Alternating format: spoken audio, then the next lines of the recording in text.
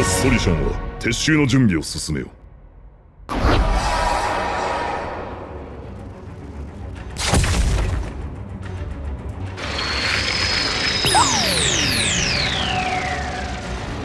情報収集を行っているセバスはどうしている？本能を呼び覚まし、それを先導して我々を操っているようだ。そうか、分かった。何もないならば殲滅ということでよい。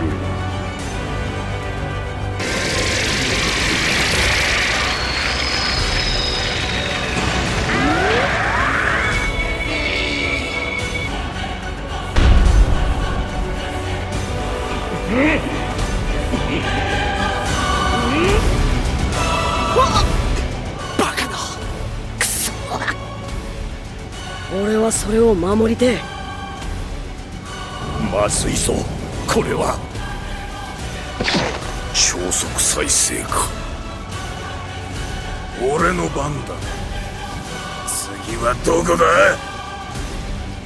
私の狙いを聞いた以上、次は許さぬ。立つ鳥後を濁さず、効率的な戦略だ。私の体を傷つけることはできない。想定の範囲内だ。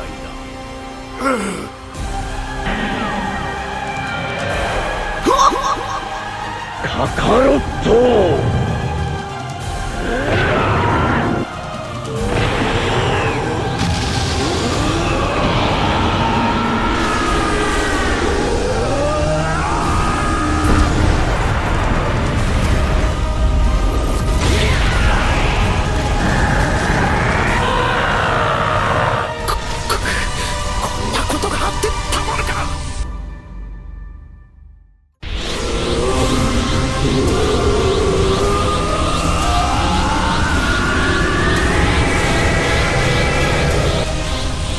神の力を身につけてなお上に行こうというのか。通り抜けてきたことで生まれた時空の歪みが時の指輪の力に反応して、しかし歪みは傷が治っていくように元の状態に戻ろうとしていたのです。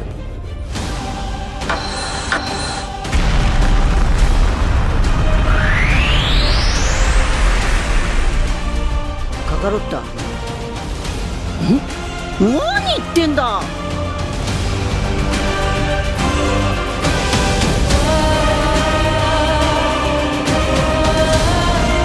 悟空さん、もう少しの辛抱ですよ。確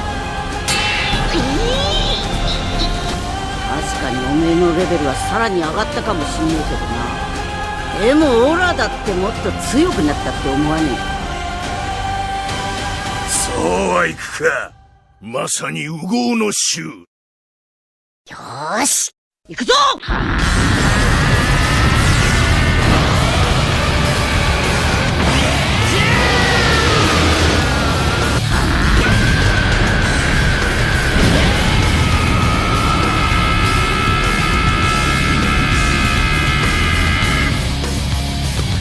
In the original script of Anime War, Omni Broly actually was supposed to come back in episode 8. Originally, Anime War was only supposed to have 10 episodes, but some episodes proved to be much more difficult than others, taking a lot longer to produce, and in the end, I actually had to skip some of the content from Anime War just so that I could actually finish this series. So that animation that you just watched was a little bit of what was supposed to happen in the original script. Basically, once all of the evil gods reconvene, which we saw from Anime War episode 10, they were actually supposed to summon Broly before they fused. And the reason for this is because in the original script, they were supposed to need Saiyan blood in order for their fusion to work and break all of the limiters, becoming as strong as Zeno. That's why back in Goku vs. Saitama, which I later renamed the Invasion of Dark Goku explained that if he fused with Goku, they would be stronger than the Omni King. But what he was really trying to do was fuse with Goku, and then that fusion would actually fuse with the rest of the evil gods to become Archon. That should have gave them enough power to not even have to actually Dark Siphon. But the Dark Siphoning of all of the heroes was actually Plan B, since Dark Goku was destroyed. And now that he was destroyed, they were going to resurrect him in order to perform the fusion. But it turns out that since Broly is in that universe, he's a much more pure, much more powerful Saiyan, and resurrecting him was a way better option. Now, there was supposed to be a line where Sebas would say, I can resurrect him, but he won't have Dark Siphoning because we won't have time to teach him that. And Zurama was going to say, that's okay, bring him to life anyway. So the reason the evil gods are able to do this dark resurrection, which they basically sacrifice an evil god in order to resurrect another person, first being Dark Goku, now being Broly, it's very similar, if not identical, to the way that the Elder Kai gave his life to Goku in order to resurrect him. So the evil gods have figured out their own method of resurrection, and with this dark resurrection, they give Broly the Omni form and the Patara earrings. Now, as we saw Whis resurrect Frieza in the final episode of Dragon Ball Super, Whis can resurrect anybody without having to sacrifice a life. So in that, he was going to resurrect Bardock, unlocking his potential and basically allowing him to go Omni form as well with 2 limiters. And so the fight was going to be Omni Broly with 1 limiter versus Goku and Bardock with 2 limiters, and Vegeta with his Royal Bloodline 1 limiter transformation. Now, because Broly wouldn't have the Dark Siphoning ability, everybody else was going to pitch in. It's particularly Beerus and Whis were going to fight a lot against Omni Broly. That's something that I really wanted to show you guys. I wanted to have more fighting with Whis, and that was supposed to be one part where he'd actually able to do a lot of hand-to-hand combat, since he wouldn't have to worry about Zurama or the other evil gods siphoning his God Ki. They were supposed to have an incredibly epic fight. At one point, Broly was going to turn into an Omni Ozaru form, and Broly's Omni Ozaru form was just supposed to be crazy destructive, like blowing up chunks of the planet, and all of the other fighters, the heroes in Anime War, were supposed to be pitching in, trying to do anything they could to basically prevent the Earth from exploding from all the destructive damage of Omni Ozaru Broly. And I was also thinking about potentially, since Bardock does have a tail, giving him an Omni Ozaru form too, so there'd be 2 Omni Great Apes fighting against each other. I debated that in my head, but I didn't come to a definitive decision over whether or not I actually wanted to do that, because it kind of makes sense if there's a fake moon in the sky or a full moon and Omni Broly transforms, then Bardock should as well. But I never got around to thinking about how exactly that would end, but that was a little piece of potential story that I could have included. And basically what was going to happen was Bardock, even though he was just resurrected, was actually going to sacrifice himself to save Goku. And in doing so, Goku would lose his mind and break his final limiter. Now, I'm sure you guys have seen my Goku reaches his highest form video, which has some of Anime War episode 13 in it.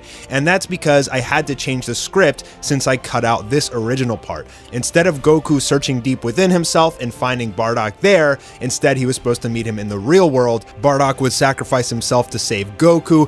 Goku would break his limiter and lose his mind, and then he and Vegeta would end up beating Broly. And that's when a beaten and battered Broly would take off his Patara earring with the rest of the evil gods and form Archon, which would basically start off at Anime War episode 11. Now, I started writing this script like 3 or 4 years ago. Basically, once I decided to make Goku vs. Saitama an entire series and leave it open-ended so I could eventually get into Anime War, I had the whole script planned out. And so back then, Broly was still a major fan favorite character. There was only one Broly. The movie wasn't revealed yet, or we didn't even know about a movie back then. So with the release of the new Broly, I also kind of took that as a note that maybe I don't want to include Broly in Anime War. What if you include the new one and people say they want the old one? What if you do vice versa? It kind of lost a little bit of its value now that there's essentially 2 Brolys. So I just wanted to say thank you guys for 3 million subscribers. I actually had a different idea for what I was going to do for 3 million.